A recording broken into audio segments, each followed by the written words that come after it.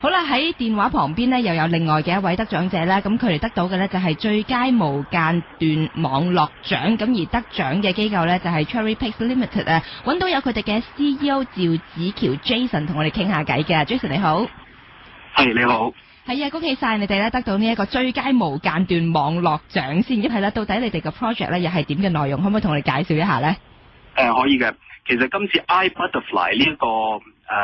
服務能夠攞到最佳無間斷網絡大獎同埋全年大獎，我哋非常之高興，尤其是對於 Cherry Picks 同埋 Media Palette 呢兩間公司嚟講咧，別具意義嘅。咁 iButterfly 係一個好有創意嘅平台啦，基本上有啲技術同埋商業模式嘅突破底下咧，我哋打造咗一個用智能手機應用，即係 smartphone apps 啦，通過捉蝴蝶攞優惠呢個概念嚟打造咗一個平台出嚟。咁呢個平台咧，俾咗好多品牌咧可以通過喺唔同地方唔同時間放蝴蝶，咁發放一啲優惠俾啲用家嘅。咁啲用家咧亦都係用一個免費嘅智能手機嘅 apps 啦，可以係唔同地方捉蝴蝶，咁可以捉到唔同品牌嘅優惠，咁就攞到一啲着數。咁呢樣嘢都係一個新嘅媒體，一個新嘅嘗試。咁我哋對於佢能夠商用成功 commercialize 到，同埋而家喺亞洲唔同國家亦都成功上線咧，都好興奮嘅。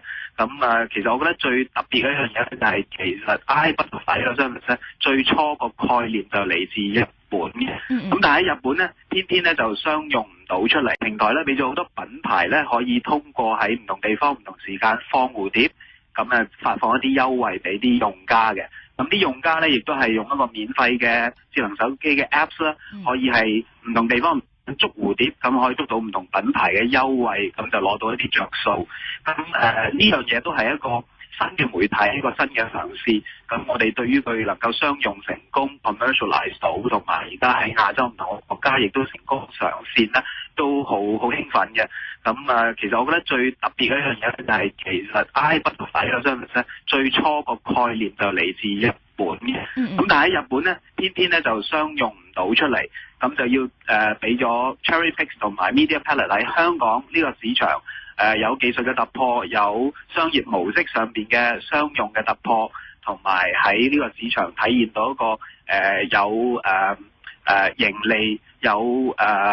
實用性同埋有創意咁嘅展示。咁變咗喺香港成功咗之後呢，我哋就好快喺5個亞洲國家度推出。咁喺今年年底之前，我哋都會喺日本再推出嘅。咁所以將會係一個日本嘅先頭創意，跟住一個香港嘅技術平台，跟住就係整體一個新嘅媒體俾品牌同埋用戶去做推廣同埋做優惠券發放咁樣。咁所以對 Cherry Picks 啦，對 Media Palette 啦，甚至乎對 Made in Hong Kong 香港製造嘅 innovation 嘅創意咧，都有一個特別嘅象徵意義咯。喺呢度再一次咧，恭喜晒，亦都唔該晒 Jason 嘅。